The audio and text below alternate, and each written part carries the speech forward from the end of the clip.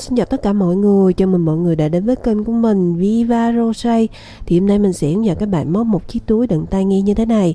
Ok, bây giờ chúng ta sẽ bắt đầu luôn nha. Thì chất liệu đây mình sử dụng đó là len Mycotam nặng 125g một cuộn. Và ở đây thì các bạn cần phải có 40g len màu hồng và một ít len màu trắng. Và kim móc đây mình dùng có độ dày đó là 3.5mm. Bước đầu đó là các bạn sẽ bước vào và móc phần đáy túi. Và để móc được phần đáy túi, trước hết đó là các bạn cần phải lấy mũi đầu tiên. Và cụ thể cách lấy mũi đầu tiên sẽ là như sau. Trước hết đó là các bạn sẽ căng len ra như thế này. Sau đó các bạn sẽ dùng kim móc quấn qua len một vòng. Sau khi mà các bạn đã tạo được một phần lỗ như thế này rồi thì các bạn sẽ dùng kim móc kéo len qua phần lỗ như thế này cho mình. Như vậy là các bạn đã có được một mũi đầu tiên như thế này rồi. Bước tiếp theo đó là các bạn sẽ gài lên tổng cộng là 11 mũi móc xích.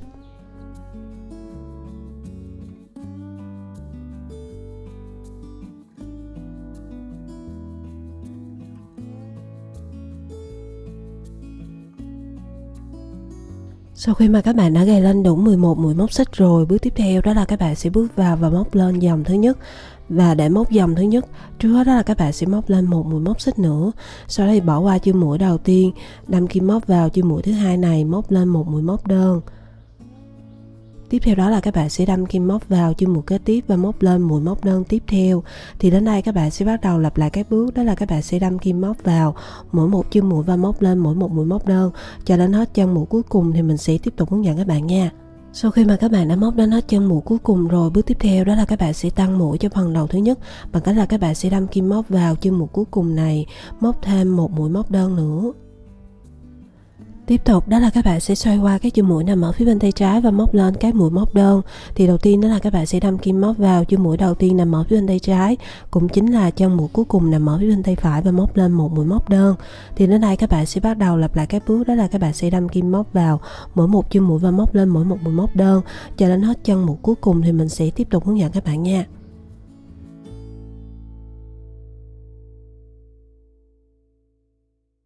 Sau khi mà các bạn đã móc đến hết chân mũi cuối cùng rồi, bước tiếp theo đó là các bạn sẽ tăng mũi cho phần đầu thứ hai bằng cách là các bạn sẽ đâm kim móc vào chân mũi cuối cùng này, móc thêm một mũi móc đơn nữa.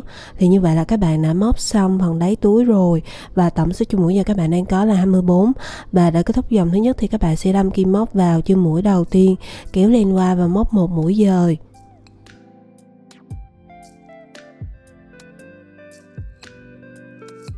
Tiếp tục đó là các bạn sẽ móc lên dòng thứ hai, và bắt đầu từ dòng thứ hai này trở đi thì các bạn sẽ chuyển qua móc phần thân túi. Và để móc dòng thứ hai, trước hết là các bạn sẽ móc lên một mũi móc xích, sau đó thì đâm kim móc vào chân mũi đầu tiên và móc lên một mũi móc đơn.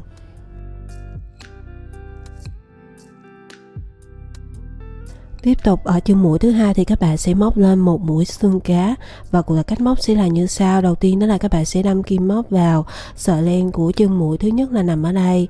Tiếp theo đó là các bạn sẽ đâm kim móc vào chân mũi thứ hai, kéo len qua. Sau khi đã có 3 đầu len trên cùng một kim móc như thế này rồi thì các bạn sẽ dùng kim móc kéo len qua 3 đầu len này cho mình.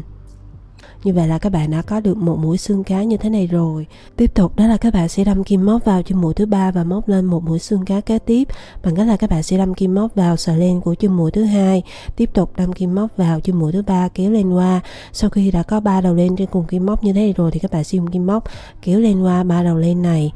Và bắt đầu từ đây thì các bạn sẽ bắt đầu lặp lại các bước tương tự giống như là chân mũi thứ ba mình đã hướng dẫn, đó là các bạn sẽ đâm kim móc vào mỗi một chân mũi và móc lên mỗi một mũi xương cá cho đến hết dòng thứ hai. Thì mình sẽ tiếp tục hướng dẫn các bạn nha.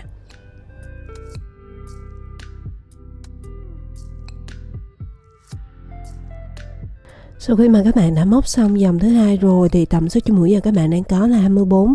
Và để kết thúc dòng thứ hai thì các bạn sẽ đâm kim móc vào chân mũi đầu tiên của sợi len nằm ở phía bên dưới. Thì các bạn hãy nhìn là cấu tạo của mỗi chân mũi là gồm có 2 sợi len đan vào nhau và tạo thành chữ V như thế này. Một sợi len thì nằm ở phía bên dưới, còn một sợi len thì nằm ở phía bên trên. Ở đây các bạn sẽ đâm kim móc vào sợi len nằm ở phía bên dưới, kéo len qua và móc một mũi dời.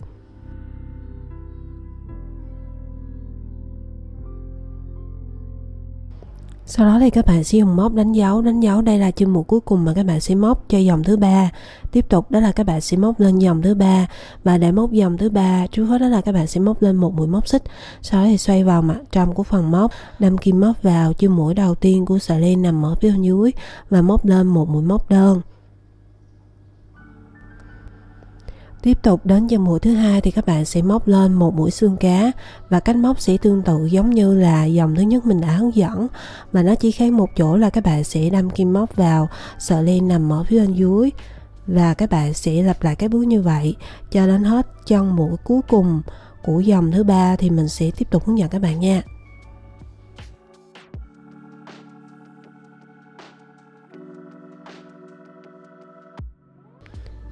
Như vậy là các bạn đã móc xong dòng thứ ba rồi, và để kết thúc dòng thứ ba thì các bạn sẽ đâm kim móc vào chân mũi đầu tiên của sợi len nằm ở bên dưới, kéo len qua và móc một mũi dời. Tiếp tục đó là các bạn sẽ móc lên dòng thứ tư, và để móc dòng thứ tư trước hết đó là các bạn sẽ móc lên một mũi móc xích, sau đó thì xoay ra mặt ngoài của phần móc, và ở dòng thứ tư này các bạn sẽ lặp lại các bước tương tự giống như là dòng thứ nhất mình đã hướng dẫn, và nó chỉ khác một chỗ là các bạn sẽ đâm kim móc vào mỗi một chân mũi của sợi len nằm ở bên dưới và móc lên mỗi một mũi xương cá. Và sau khi mà các bạn đã móc xong dòng thứ tư rồi, với các dòng còn lại các bạn sẽ lặp lại các bước xen kẽ của dòng thứ ba và dòng thứ tư như mình đã hướng dẫn. Và đối với dòng lẻ các bạn sẽ móc tương tự giống như là dòng thứ ba, còn đối với dòng chẵn các bạn sẽ móc tương tự giống như là dòng thứ tư. Và tổng số chân mũi sau khi mà các bạn móc xong cho mỗi dòng sẽ luôn được giữ nguyên là 24 chân mũi, và các bạn sẽ lặp lại các bước như vậy cho đến hết dòng thứ 8 thì mình sẽ tiếp tục hướng dẫn các bạn nha.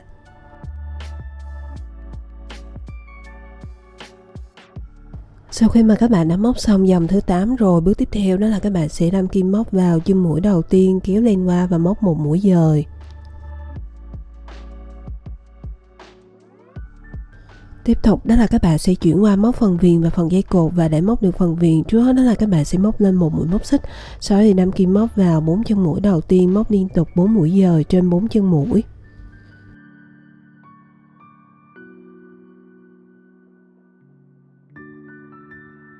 Sau đó thì các bạn sẽ móc lên 3 mũi móc xích.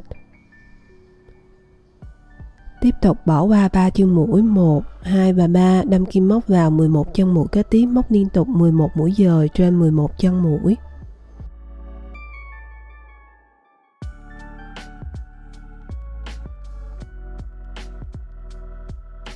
Tiếp tục các bạn lại gầy lên 36 mũi móc xích.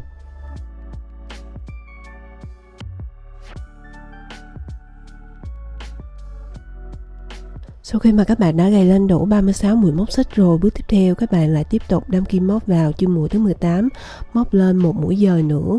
Sau đó thì còn lại 6 chân mũi thì các bạn sẽ đâm kim móc vào mỗi một chân mũi và móc lên mỗi một mũi dời cho đến hết chân mũi cuối cùng.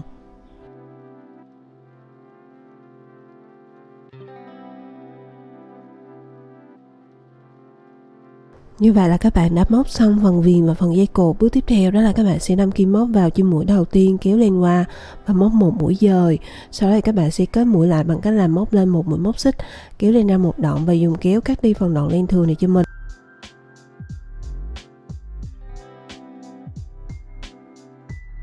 Bước cuối cùng đó là các bạn sẽ dùng len màu trắng để tạo phần nơ, sau đó thì gắn phần nơ vào phần túi cho mình, và cụ thể cách làm sẽ là như sau.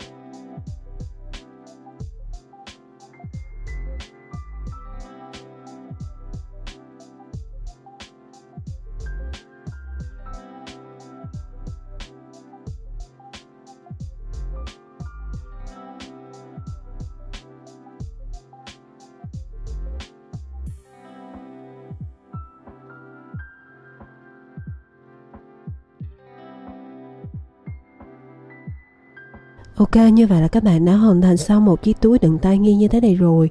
Mình chúc các bạn sẽ thành công với sản phẩm của các bạn làm ra nha. Chào tạm biệt và hẹn gặp lại các bạn ở video sau. Bye bye, see you.